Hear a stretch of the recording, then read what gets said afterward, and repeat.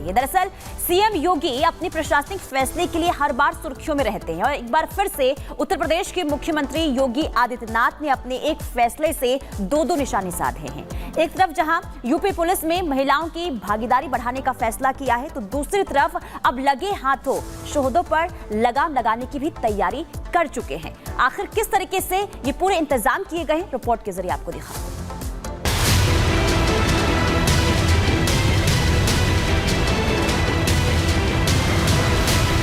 महिलाओं के प्रति लोगों की घिनौनी सोच ने ही सीएम योगी आदित्यनाथ को सख्त किया।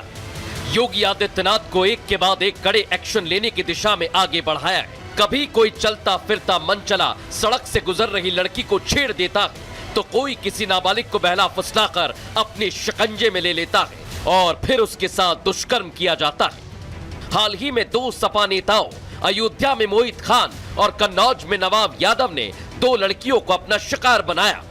अपनी सीट, अपनी ताकत, अपनी पहुंच का गलत इस्तेमाल किया।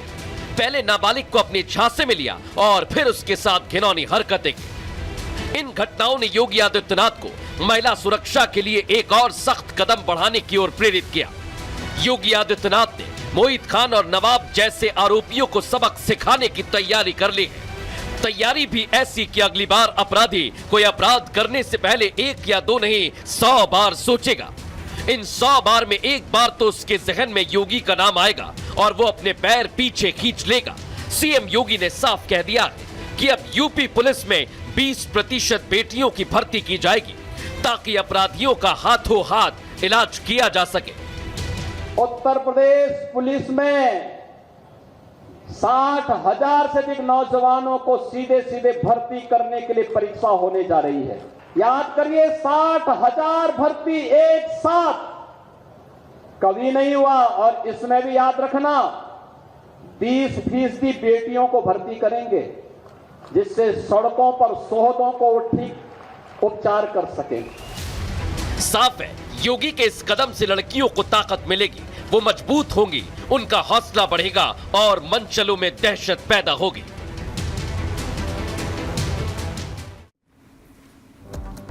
तो देखिए, शोहदों पर और मंचलों पर लगाम लगाने के लिए उत्तर प्रदेश के मुख्यमंत्री ने ये बड़ा मास्टर स्ट्रोक चला है। किस तरीके से इसमें बदलाव होगा और क्या तैयारी जो है अब की गई है सरकार की तरफ से, वो जरा ग्राफिक्स के जरिए बताते हैं। देखिए, योगी आदित्यनाथ ने बड़ा ऐलान कर दिया है। यूपी में 60,000 पुलिसकर्मियों की भर्ती होगी, ये ऐलान किया गया और 20% सीट जो है महिलाओं के लिए आरक्षित होगी, यानी कि महिला शक्ति जो है बढ़ाने का ऐलान किया गया है यूपी पुलिस के अंदर। 12,000 महिला पुलिसकर्मी की नियुक्ति होने वाली है। योगी ने अंबेडकर नगर में इसकी घोषणा की है। इसके अलावा यह कहा है कि बेटियों की भर्ती बढ़ाई गई ताकि शोहदों का एक एक करके हिसाब हो और जो बेटियां हैं उत्तर प्रदेश में खास करके वो निडर होकर, बेखौफ होकर वो उत्तर प्रदेश में हैं, आ जा सकती हैं, अपने स्कूल कॉलेज में भी जाकर पढ़ाई कर सकती हैं। क्योंकि लगातार जो उत्तर प्रदेश की तस्वीर सामने आती है वो सवाल उठाती है। इसके बाद मुख्यमंत्री की तरफ से ये बड़ा फैसला किया गया। और आगे बढ़ते हैं, आपको बता दें कि बेटिकट यात्रियों के मामले ज्यादातर यूपी, बिहार और बंगाल से सामने आते हैं, लेकिन अब एक ऐसा ही मामला मुंबई से भी सामने आया है। मुंबई की ट्रेन में 3 बेटिकट यात्रियों से टिकट मांगना टीसी को कितना भारी पड़ गया, दिखाते हैं आपको इस रिपोर्ट के जरिए।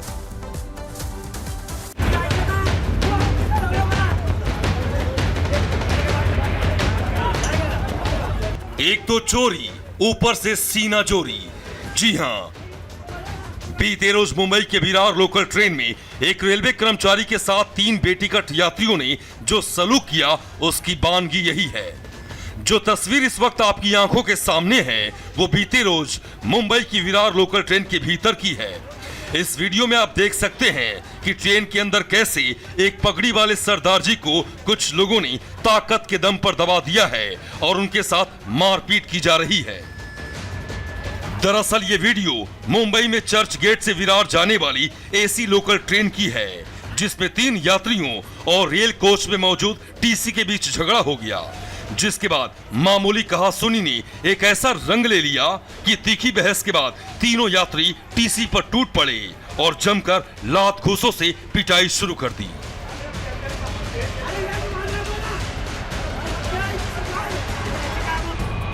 रेलवे अधिकारियों के मुताबिक ये मारपीट तब शुरू हुई जब मुख्य टिकट निरीक्षक जसवीर सिंह डिब्बे में मुसाफिरों से टिकट की जांच कर रहे थे।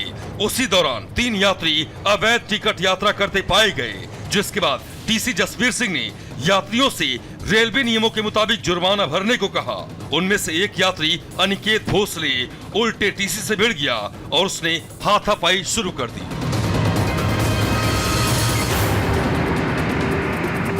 हालांकि घटना की शिकायत मिलने के बाद जीआरपी और आरपीएफ के जवान ट्रेन में सवार हुए और फिर अगले स्टेशन पर टीसी के साथ मारपीट करने वाले यात्रियों को ट्रेन से उतार लिया गया। जानकारी के मुताबिक जीआरपी ने ट्रेन में बेटिकट यात्रा करने और टीसी के साथ मारपीट करने के आरोप में तीनों यात्रियों के खिलाफ गंभीर धाराओं में मामला दर्ज कर लिया है। लेकिन जिस तरीके से इस सरकारी कर्मचारी के साथ इन लोगों ने गुंडागर्दी की, उसने सभी को हैरान कर दिया है। Bureau report, Republic Bharat. चले आगे बढ़ते हैं, इंटरनेशनल खबरों का रुख कर लेते हैं। बात तुर्की की कर लेते हैं, जहां संसद जंग का मैदान बन गया। सत्ता पक्ष हो या विपक्ष एक साथ जो है भिड़ते हुए संसद के अंदर नजर आए। किस तरीके से सांसद जो हैं खून खराबे पर उतर आए वो बताएंगे आपको। बिल्कुल, आपको बता दें कि संसद का जो नजारा था कैसे अखाड़े में तब्दील हो गया, दिखाते हैं आपको इस रिपोर्ट के जरिए।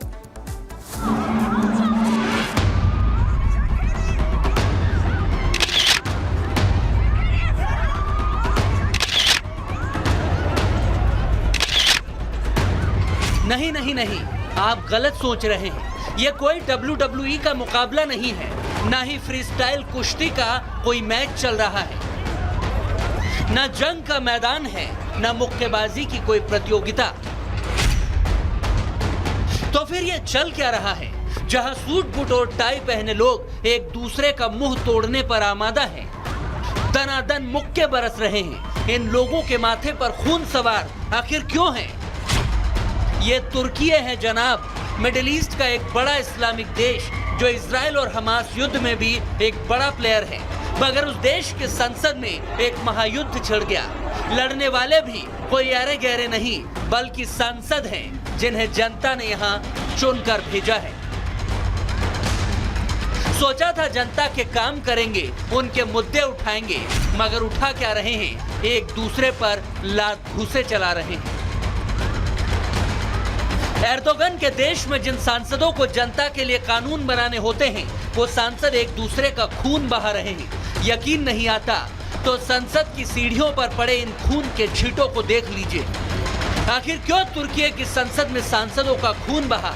उसकी वजह है विपक्ष के सांसद अहमद सिक का वो विवादित बयान, जिसमें वो पोडियम पर खड़े होकर एर्दोगन की पार्टी को आतंकी संगठन बता गए। क्योंकि सिख की पार्टी के एक सांसद हैं अताले, जो जेल में बंद थे। उन्होंने सरकार के विरोध में प्रदर्शन किया